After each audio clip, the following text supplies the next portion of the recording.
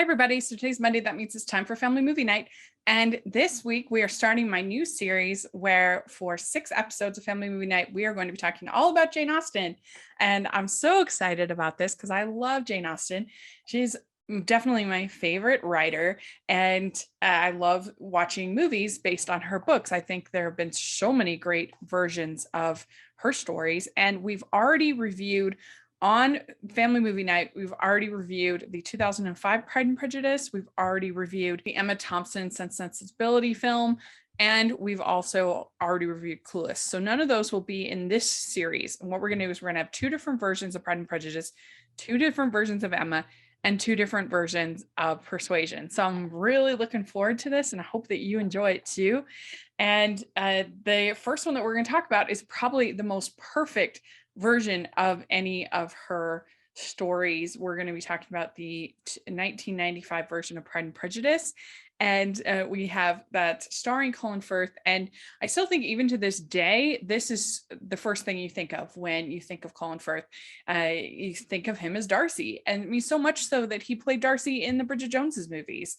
It's just so iconic, even though he's won an Oscar for it and he's done lots of other things, the Kingsman and stuff like that. This is the first thing that certainly I and many others think of him as Darcy. He just is Darcy. He's the perfect version of Darcy. And I understand in the 2005 one why they had to do something different. They had to do a different portrayal of Darcy because you just can't up this version. Like, it is a perfect portrayal of the Darcy in the book. So you have to kind of try something different because you're just going to be compared to this perfect portrayal of Darcy. This screenplay was also written by Andrew Davies, and he pretty much kept it very straight to the book. Almost everything is included. There's really only one major addition to the story, and that's the whole scene with him swimming, which I think we're all grateful for Darcy swimming in this movie. It's a great scene. And then when they meet, and especially because he's usually so buttoned up, to have him kind of in that relaxed state is really fun, and their shock at each other. So this series is over 5 hours. It is a long investment, but I felt like it clips along really nicely. I am invested in the characters. I mean, Lizzie and Darcy are 2 of the best characters ever written. Their journeys, when you're just, that they are going to somehow get together in the end, but how it's going to happen, what's going to happen when she refuses him the big proposal that's so devastating. So well done. Jennifer Ellie is absolutely great as Lizzie. I love her. I think that they have, her and Colin Firth have really nice chemistry, both in their sort of opposites attract, but then also as they start to have that bond grow. And I think that Colin Firth's Darcy is the king of the British stare down.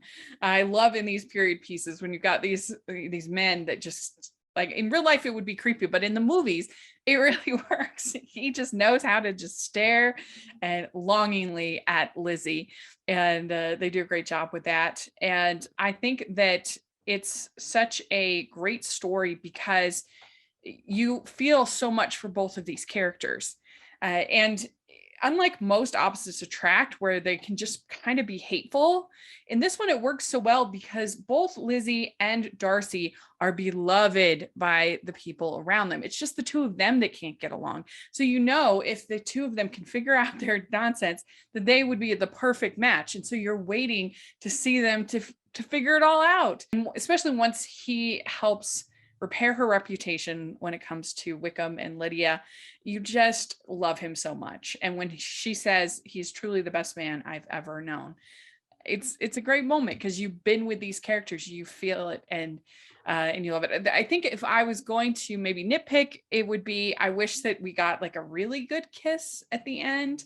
It's not in the book, but I would have loved that conversation at the end when he proposes. I would have loved to first heard him propose, but then I would also have loved like a kiss. I think that would have been fun. We really only get the kiss at the very, very end after the wedding. I think that Alison Steadman as Mrs. Bennet is a lot, and it is accurate to the book and it is accurate to the characters. So I don't mind it per se, but I kind of maybe wish they had a little less of her. You could have maybe cut that down a little bit. Also, Susanna Harker as Jane, she is a little bit flat to me, but the character is kind of flat, is not that emotive. Maybe made her a little more interesting. I think that might have been good. But other than that, I absolutely love this movie. I love this series. I think it is perfect as far as Jane Austen adaptation. It is exactly, if you want an accurate depiction of this story, this is it. This is the correct interpretation. So I love it, and I think it's definitely worth checking out. You can watch it on Hulu if you have Hulu, and let me know what you think of this one. Is it too long? Is it too detailed? Do you get bored? I didn't get bored. I really enjoyed it. So yeah, let me know what you think. Please like this video. Please subscribe to my channel. I'd really appreciate it. Please check out the merch store and Patreon group. Would love that. We even have some Pride and Prejudice merch over at the store, so take a look at that. And thanks so much, everybody. We'll talk to y'all later. Bye.